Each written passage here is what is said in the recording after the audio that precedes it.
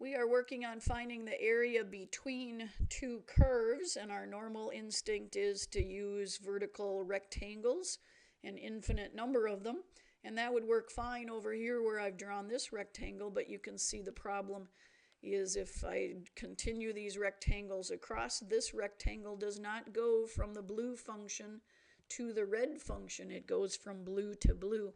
So one of these functions is not always on top of the other. So this is the kind of problem where instead of going top to bottom, we need to go right to left. So this rectangle is going from the red function to the blue function, and all the way down, each of these rectangles would be going from the red function to the blue function. So now the thickness of each of our rectangles is a delta y. So in our integral, it will become a dy. So we need to write these with y as our independent variable. And then instead of having our rectangles go left to right as we sweep across, this time our rectangles will sweep up from the lowest y coordinate of -2 to the upper y coordinate of 4. So from -2 to 4, we need to write our integral with y as our independent variable. So instead of top minus bottom, it will be the rightmost coordinate minus the leftmost coordinate. So notice that this point has a y as its independent variable, and then the x coordinate would come from the function. So this time you would choose a y to compute the x coordinate, and on the other side, on the parabola, and our equation has already been solved for us. Sometimes you have to do the algebra yourself, but it's already been written with y as the independent variable. So choose your value of y, and then when you compute the x coordinate, it would be by taking 1/2 of y squared minus 3. So our rightmost coordinate is a y plus 1, and our left coordinate is a 1/2 y squared minus 3. And you can combine the like terms there. You could put them in standard order as well. But for integration, the order of the terms doesn't really matter too much. But this, subtracting a -3, remember, we'll have a 1 plus a 3. So we'll have a 4 plus a y minus a 1/2 y squared to integrate.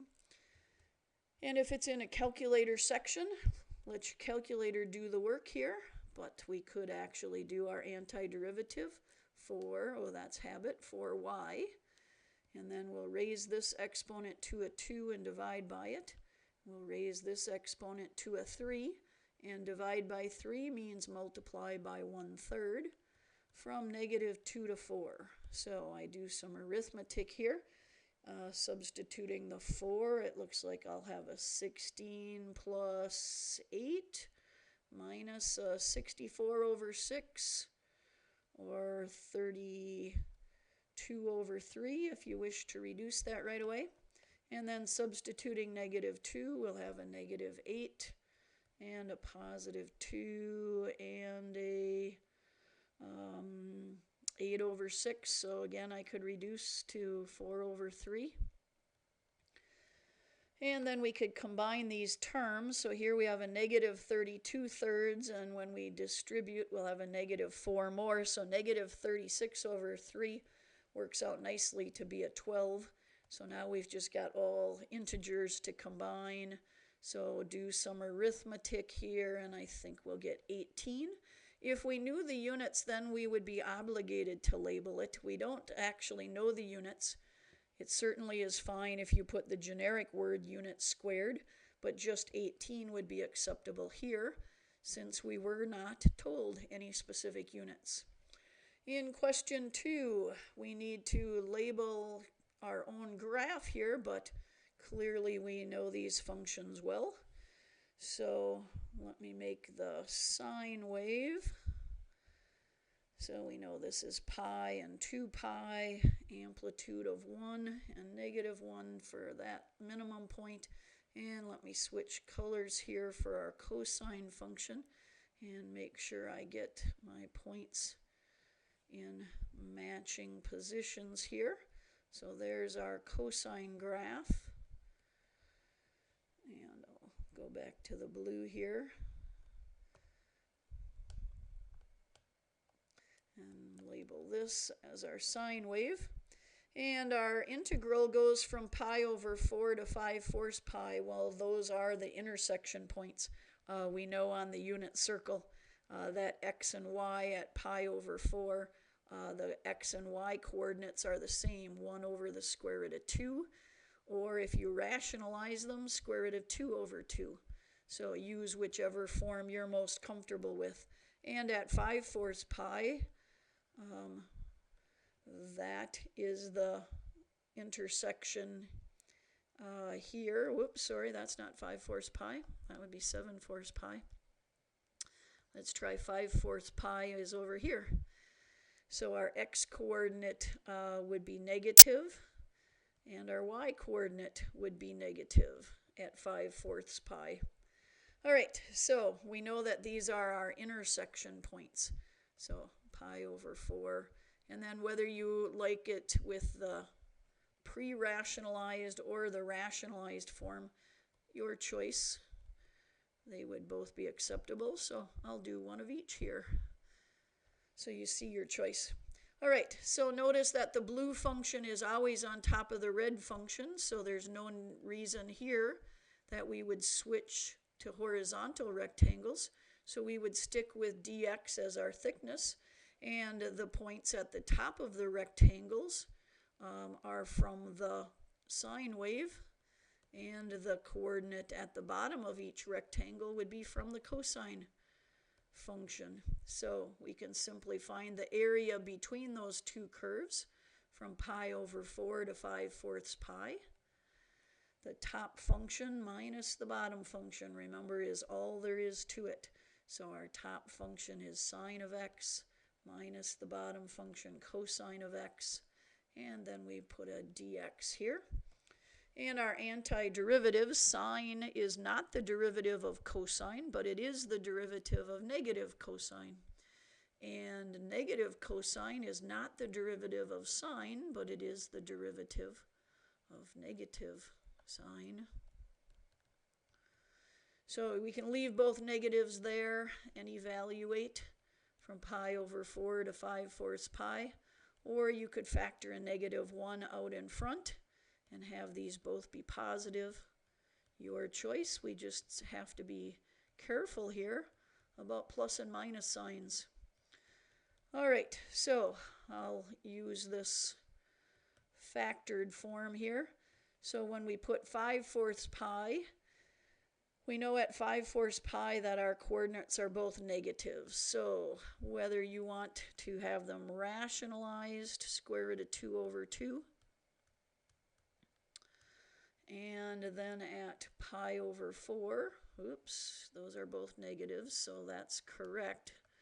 But maybe it would be safer if you saw y, if I left that like our Algebra 1 students do as adding a negative. And then we're subtracting when we put pi over 4 in. They are both positives. So putting those halves together, so we'll have a -1 here, and this parenthesis would be negative square root of 2.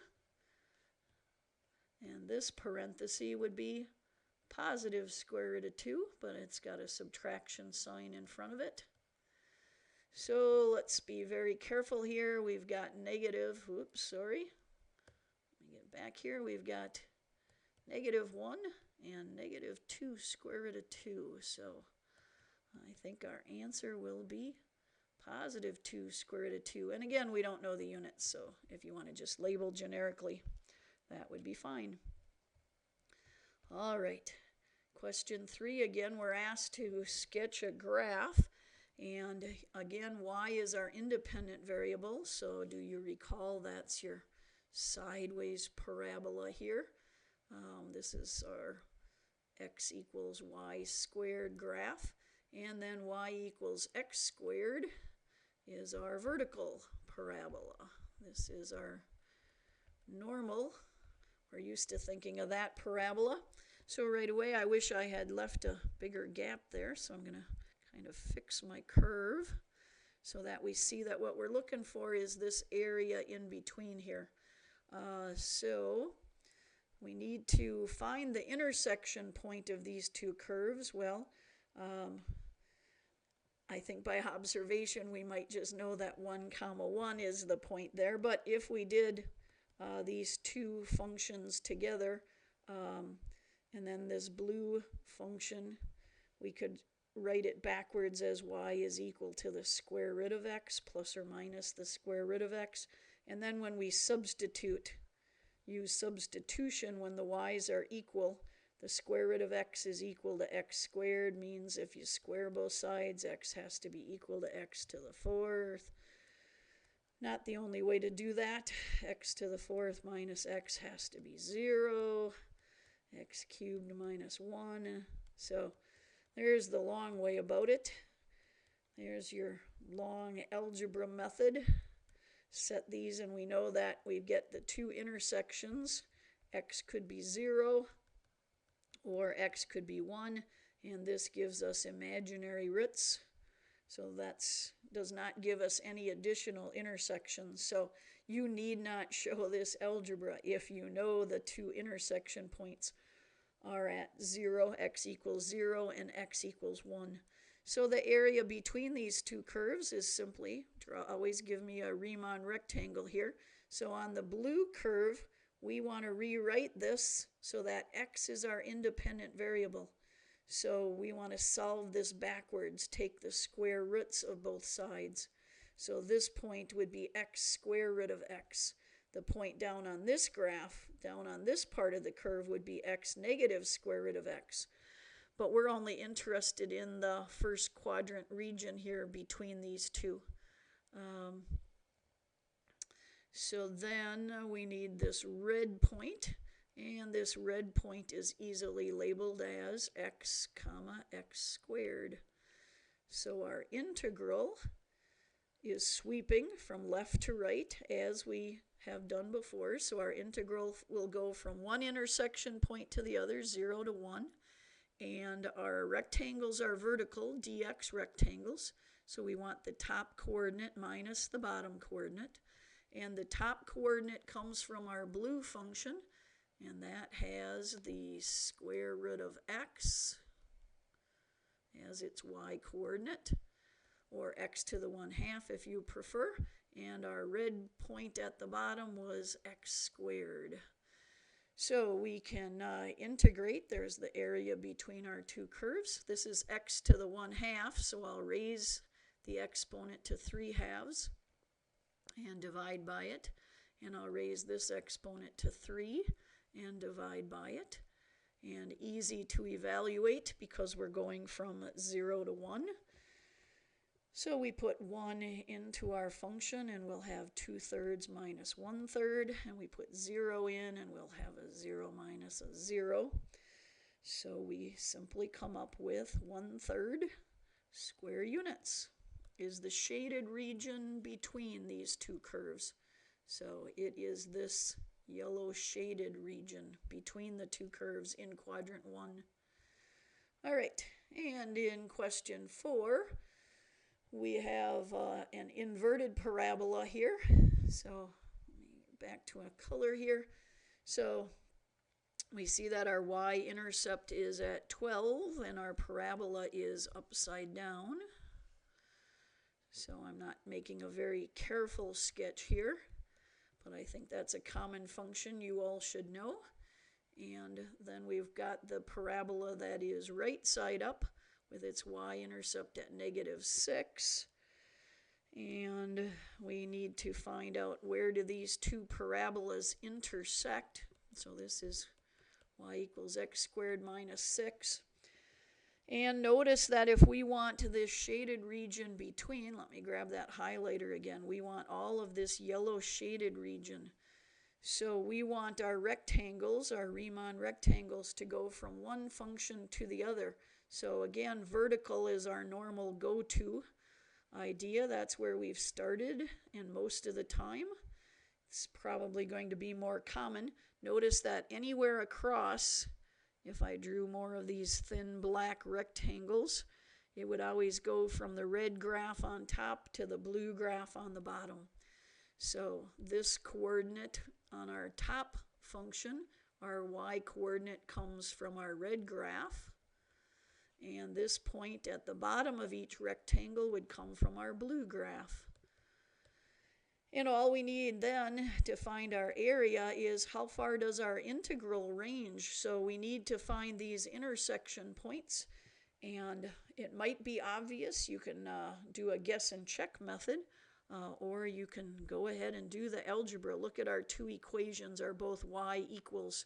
So solving a system of equations, think of your algebra. When are these two functions equal to each other? So by substitution, they're already solved for y. So when is 12 minus x squared equal to x squared minus 6? So that would be when 2x squared is equal to 18, when x squared is 9, when x is plus or minus 3. So this would be our 3, and you could plug it in, by the way, to either function to find out that the y coordinate would also be 3. So x squared minus 6 or 12 minus x squared. And these are even functions. So we know that the intersections from -3 to 3. So we could do our integral from -3 over 3, but our question asked us, could we use symmetry to make the limits even easier? And it's not much of a difference, but do you notice that instead of going from -3 to 3, since these are both even functions, we could go from 0 to 3 and then just double our answer. That only works because both the red function and the blue function are both even. They have symmetry to the y-axis. So we need our top function minus our bottom function. You do not have to write that, by the way. I am writing that only for your notes. So our top y coordinate was 12 minus x squared, and our bottom y coordinate was x squared minus 6. And it certainly will be easier if you simplify your algebra first. So like terms, we'll have a negative 2x squared, and negative, we're adding, so we'll have an 18.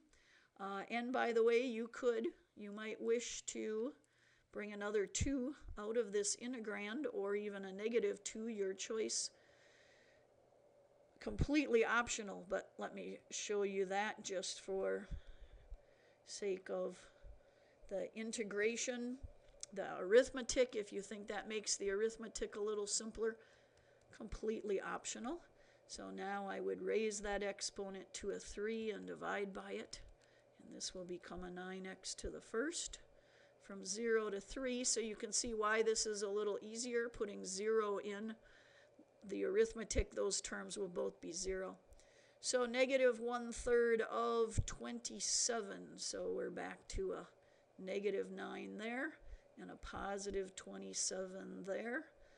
So we'll get a 4 times an 18, it looks like. And I think 72 sounds like correct arithmetic. So your setup, of course, is much more important at this point. Hopefully the integration and some of these, once you start having to do a fair amount of arithmetic, feel free to grab a calculator to do that.